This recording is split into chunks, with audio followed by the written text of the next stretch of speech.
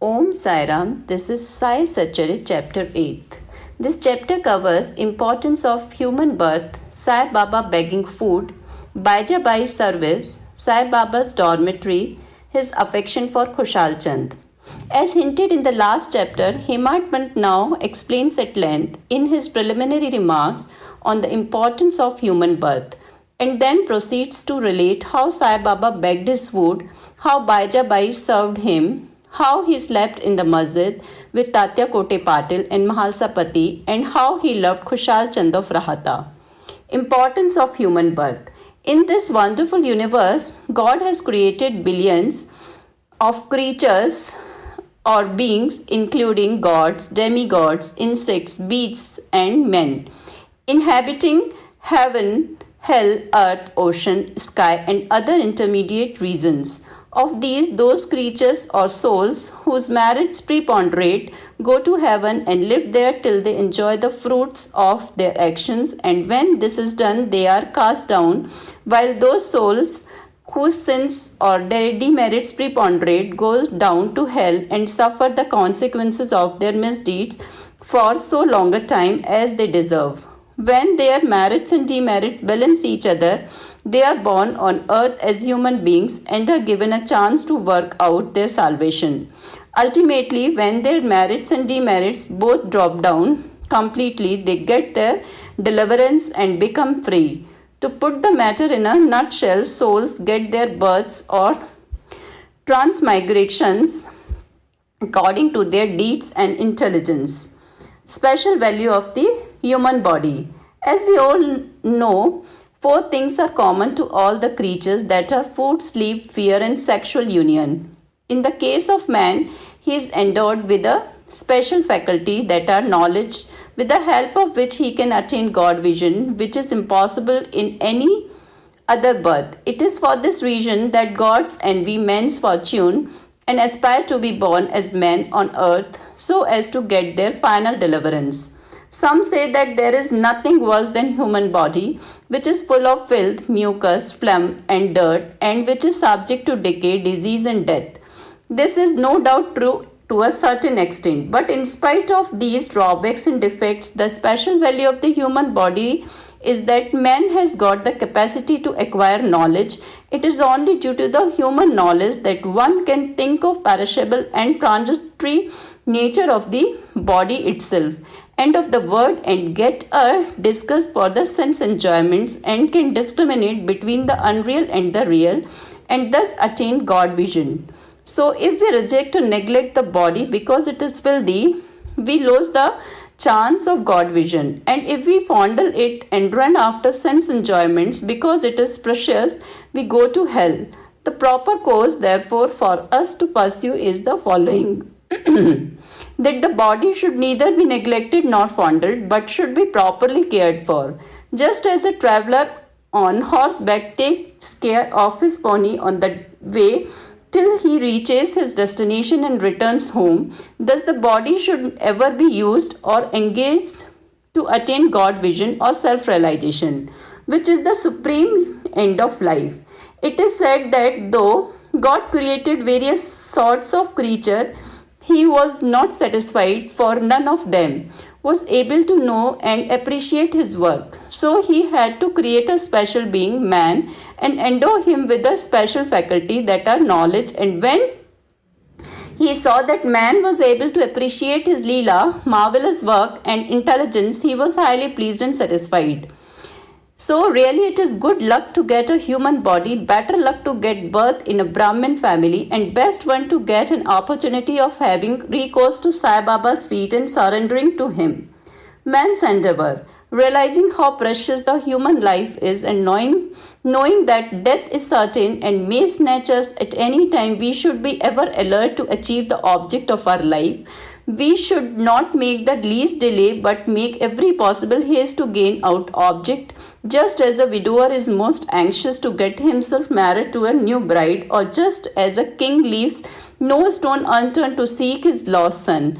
So with all earnestness and speed we should strive to attain our end, that is self-realization, casting aside sloth and laziness, warding off drowsiness, we should day and night meditate on the self. If we fail to do this, we reduce ourselves to the level of beasts. How to proceed? The almost effective and speedy way to gain our object is to approach a worthy saint or sage, Sadguru, who has himself attained God vision. What cannot be achieved by hearing religious lectures and study of religious works is easily attained in the company of such worthy souls, just as the sun alone gives light, which all the stars put together cannot do, so the Sadguru alone imparts spiritual wisdom, which all the sacred books and sermons cannot infuse. His movements and simple talks give us silent advice. The virtue of forgiveness, calmness, disinterestedness, charity, benevolence, control of mind and body, egolessness, etc. are observed by the disciples as they are being practiced in such pure and holy company. This enlightens their minds and lifts them up spiritually. Sai Baba was such a sage or Sadguru. Though he acted as a fakir, he was always engrossed in the self. He always loved all beings in whom he saw God or divinity. By pleasures, he was not elated, he was not depressed by misfortunes. A king and a pauper were the same to him. He whose glance would turn a beggar into a king used to beg his food from door to door in Shirdi, and let us now see how he did it. Baba begging food. Blessed are the people of Shirdi, in front of whose houses Baba stood as a beggar and called out, "O Lassi, give me a piece of bread," and spread out his hands to receive the same. In one hand he carried a tumbrel and in the other a jholi, that is, a rectangular piece of cloth. He daily visited certain houses and went there from door to door. Liquid or semi-liquid things such as soups, vegetable milk or buttermilk were received in the tin pot, while cooked rice, bread and such solid things were taken in the jholi. Baba's tongue knew no taste as he had acquired control over it, so how could he care for the taste of the different things collected together? Whatever things he got in his jholi and in the tin pot were mixed together and partaken by Baba to his heart's content. Whether particular things were tasty or otherwise was never noticed by Baba, as if his tongue was devoid of the sense of taste altogether. Baba begged till noon, but his begging was very irregular some days. He went a few rounds on the other days up to 12 noon. The food thus collected was thrown in a kundi, that is earthen pot. Dogs, cats and crows freely ate from it, and Baba never drove them away.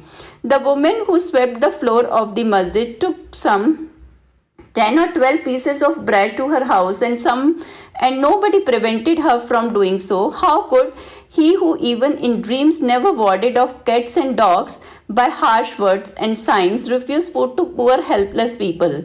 Blessed indeed is the life of such a noble person. People in Shirdi took him in the beginning for a mad fakir. He was known in the village by this name. How could one who lived on alms by begging a few crumbs of bread he revered and respected? But this fakir was very liberal of heart and hand, disinterested and charitable. Tough, he looked fickle and restless. From outside, he was firm and steady inside. His way was inscrutable. Still, even in that small village, there were a few kind and blessed people who recognized and regarded him as a great soul. One such instance is given below. Baija Bai's brilliant service. Tatya Kote's mother, Baija Bai, used to go to woods every noon with a basket on her head containing bread and vegetables. She roamed in the jungle about 3 miles, trampling over bushes and shrubs in search of the mad fakir, and after hunting him out, fell at his feet. The fakir sat calm and motionless in meditation, while she placed a leaf before him, spread the eatables, bread, vegetables, etc. thereon, then fed him forcibly. Wonderful was her faith and service. Every day she roamed at noon in the jungle and forced Baba to the partake of lunch. His service, upasana or penance, by whatever name we call it, was never forgotten by Baba till his Mahasamadhi. Remembering fully what service she rendered, Baba benefited her son magnificently. Both the son and the mother had great faith in Fakir, who was their god. Baba often said to them that Fakir was the real lordship, as it was everlasting, and the so called lordship was transient. After some years, Baba left off going into the woods, began to live in the village, and take his food in the masjid. From that time, Bai's troubles of roaming in the jungles ended. Dormitory of Trio. Even blessed are the saints in whose heart Lord Vasudev dwells, and fortunate indeed are the devotees who get the benefit of company of such saints. Two such fortunate fellows, Tatya Kote Patil and Bhagat Mahalsapati, equally shared the company of Sai Baba. Baba also loved them both equally. These three persons slept in the masjid with their heads towards the east, west, and north, and with their feet touching one another at the center. Stretching their beds, they lay on them, chit-chatting and gossiping about many things till late at midnight. If any one of them showed any signs of sleep, other would wake him up. For instance, if Tatya began to snore, Baba at once got up and shook him from side to side and pressed his head.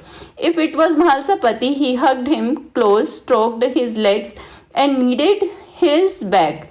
In this way, for full 14 years, Tatya, leaving his parents at home, slept in the masjid on account of his love for Baba.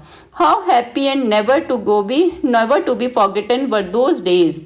How to measure that love and how to value the grace of Baba.